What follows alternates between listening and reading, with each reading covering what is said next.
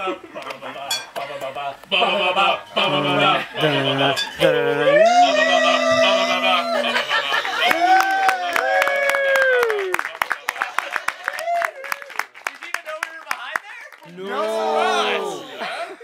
welcome to this advanced screening of the first episode of the new season of Jersey Shore! Yeah! What? Sorry, toddlers and tiaras. Yeah! It's Doctor Who! Yeah! Thank you so much for coming out, everyone. And before we kick this off, we want to give a big thank you to the Space PR team for putting this whole thing together, giving us.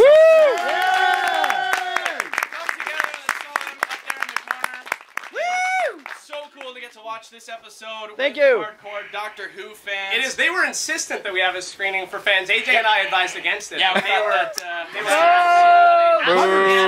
Yeah. Well, we know you're hooligans. We know. But it's pretty cool. You guys are one of only 3 audiences in the world to get a chance to see this before it actually goes to air. And as you're all well aware, it airs on Canada only, or in Canada, I should say, only on Space. Of course, for the next Saturdays until the season is over. So, and I know at all 8 p.m. I know all of you know this because a ton of familiar faces in the crowd, and a lot of you commented on this on Facebook. But extra special this year is that we're airing at the same date as the Brits. Yeah. Awesome! Woo! We're awesome! A big thank you to you guys because you probably know it did amazing in the ratings last year, and that was airing it a substantial time after the BBC, but you guys still went and watched it. So a big thank you for making it our highest rated show when it was on last year. So thank you. Woo!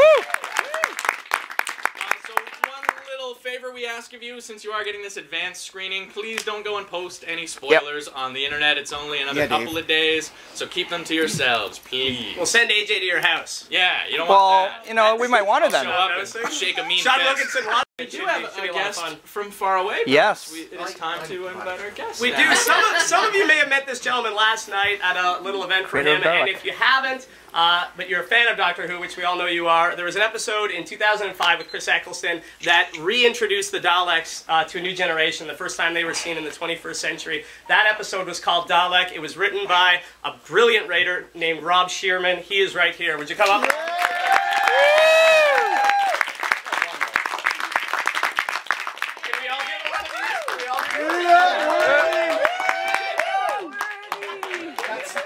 That is very good, thank you. Great to meet you, man. And you too. Thanks for joining us. Very kind, thank you very much. So we did want to clarify that you have nothing to do with this current installment. You haven't written anything. You have some spoilers, but we're not going to get to those. Absolutely. Right, but we do want to ask you, because I mean, many of us have probably thought about this, what would it be like to write an episode of Doctor Who? So for you, what was it like getting that chance? And also, what do you have to keep in your mind when you're sitting down to try and craft a script in this universe of Doctor Who? Well, that part is trying to remember, actually, that you're not actually having to run around in a small circle in your house saying, hey, I'm doing Doctor Who. Did you do that for a while, though? Oh, God, yeah, we all did.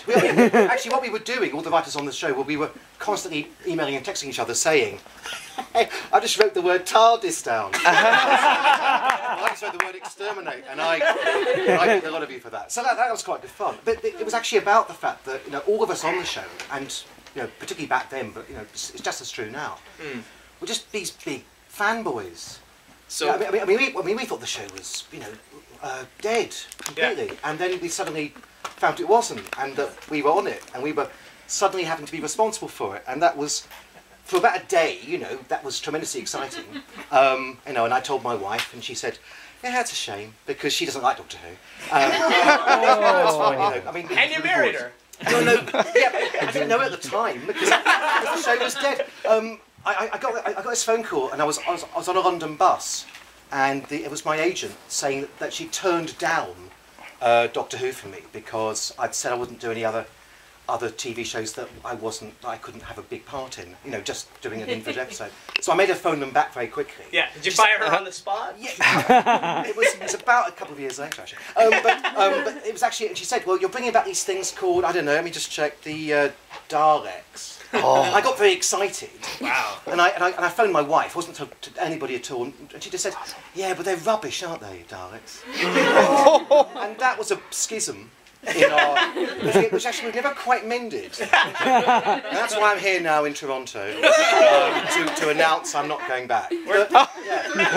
No, I mean, very exciting, really, seriously. Well, I want to ask you just really quickly, obviously, as I said, you brought Daleks to a new generation into the 21st century, so your intent in reinventing them, obviously you have to pay homage to all of the history, and they're not exactly a race that changes a lot, but how did you approach them, and how did you want to maybe tweak a bit of reinvention? Well, quite seriously, when I said to Janie, my wife, I said, well, why are they rubbish? And she gave me a list of reasons. She said, well, it's the sink plunger, that's rubbish. And I said, right, I'll make that kill somebody. And so they don't actually have any sort of communication. I mean, all they say is one word. And I said, I'll make them actually have proper conversation. We were actually sort of getting a list together of all the things that basically, over the years, the media had also said, well, why the Daleks were utterly stupid. They couldn't go upstairs.